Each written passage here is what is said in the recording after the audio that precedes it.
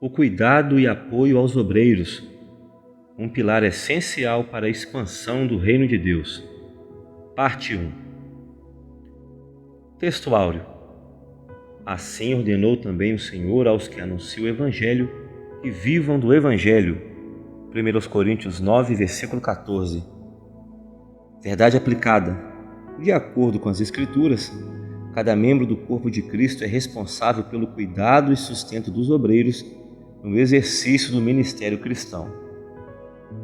Objetivos da lição: ressaltar o cuidado de Deus com seus obreiros, saber que Deus ampara quem socorre seus obreiros e compreender que o cuidado dos obreiros é dever da igreja.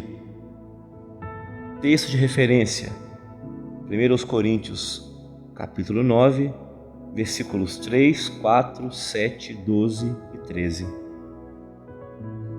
Esta é a minha defesa para aqueles que me condenam. Não temos nós direito de comer e de beber? Quem jamais milita sua própria custa? Quem planta vinho não come do seu fruto? Ou quem apacenta o gado e não come do leite do gado? Se outros participam deste poder sobre vós, por que não mais justamente nós? Mas nós não usamos esse direito, antes suportamos tudo, para não pormos impedimento algum ao Evangelho de Cristo. Não sabeis vós que os que administram o que é sagrado comem do que é do templo? E os que de contínuo estão junto ao altar participam do altar? Leituras complementares. 1 Crônicas 29, 9.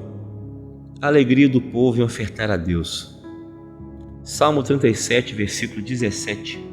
O Senhor sustenta os justos. Provérbios 11, 25. A alma generosa prosperará.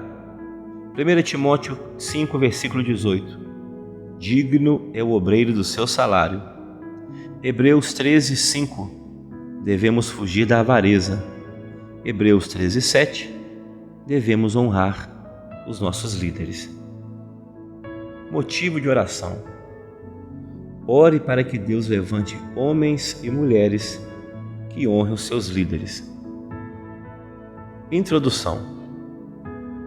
Nesta lição abordaremos os princípios bíblicos envolvidos no sustento dos obreiros cristãos e a responsabilidade dos membros do corpo de Cristo, analisando alguns relatos bíblicos sobre o sustento dos sacerdotes, levitas e profetas nos tempos do Antigo Testamento. Capítulo 1. O cuidado de Deus com os obreiros. Deus vocacionou alguns homens ao sacerdócio para que cuidassem do tabernáculo e fossem os seus mediadores junto ao povo.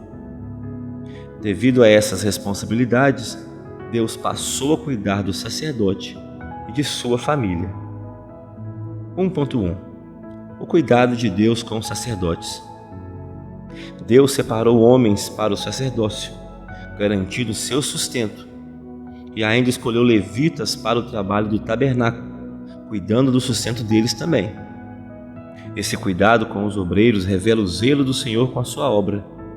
Os escolhidos deveriam se empenhar no serviço no tabernáculo, mantendo as coisas de Deus organizadas e se consagrando ao serviço sagrado. Deus esperava atenção integral ao serviço em sua casa, pois isso garantiria a excelência do culto ao Senhor. Para desempenhar com zelo essa missão, os levitas seriam recompensados pelo ministério que exerciam na tenda da congregação. Um comentário do pastor Fernando Alves, abre aspas. Deus nos ensina na sua palavra que devemos ofertar com gratidão pelas bênçãos que Ele nos concede, por sua infinita bondade para a sua casa. Os israelitas foram ensinados a levar dos seus bens para o Senhor. Desse modo, os sacerdotes eram também abençoados. Pela palavra de Deus vemos que, sempre que o povo assim procedia, a bênção do Senhor era abundante sobre o seu povo. Fecha aspas. 1.2. A oferta e os sacerdotes. Deus mandou que as ofertas de manjares fossem entregues nas mãos dos filhos de Arão. Quando o ofertante apresentava sua oferta, O sacerdote tinha o direito de ficar com parte dela, queimando incenso sobre o altar como cheiro suave ao Senhor. Para comer da oferta, era imprescindível ter uma vida santa. Segundo a Bíblia de Estudo WISB, abre aspas, quando alguém da família sacerdotal fosse comer dos sacrifícios dados a Deus, era necessário se purificar cerimonialmente e tratar o alimento com reverência. Ele havia sido santificado e apresentado a Deus. Um comentário do pastor Fernando Alves, abre aspas, este sacrifício nos ensina que devemos trazer nossas ofertas para serem entregues nas mãos daqueles que estão com esta responsabilidade na casa do Senhor. Como foi agradável ao Senhor que assim fosse com a nação de Israel, também é agradável a Deus que este mesmo princípio hoje seja um fundamento em sua igreja. Assim como Deus abençoou o seu povo no passado, Ele também abençoa o seu povo hoje. Fecha aspas. 1.3. A responsabilidade dos obreiros.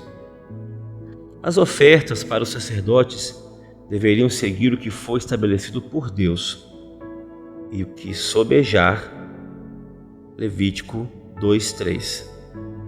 Por isso, competia aos sacerdotes cuidar para que as ofertas não fossem profanadas como fizeram Nadab e Abiú, filhos de Arão.